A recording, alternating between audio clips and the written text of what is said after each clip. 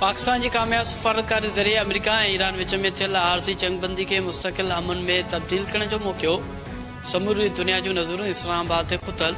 पाकिस्तान की मेज़बानी हेठ अमेरिका और ईरान जूं ॻाल्हियूं अॼु ऐं छंछर ॾींहुं थींदियूं। ॻाल्हियुनि में शिरकत लाइ ईरान और अमेरिका जा वफ़द इस्लामाबाद पहुची रहिया आहिनि। अमरीकी वफ़द में नायब सदर JD वेंस, स्टीव विटकोफ और जेड किंचर शामिल। ईरानी वफ़द की क़यादत स्पीकर मोहम्मद बाक़िर कालीबाफ कंदो। परॾेही वज़ीर अब्बास इराक़ची भी वफ़द जो हिस्सो हूंदो। वज़ीर आज़म शहबाज शरीफ़ अमेरिका और ईरान विच में थींदड़ ॻाल्हियुनि लाइ तय थियल जगह जो दौरो करे इंतज़ामनि जो जाइज़ो वरितो। सिक्योरिटी इंतहाई सख़्त कई वई।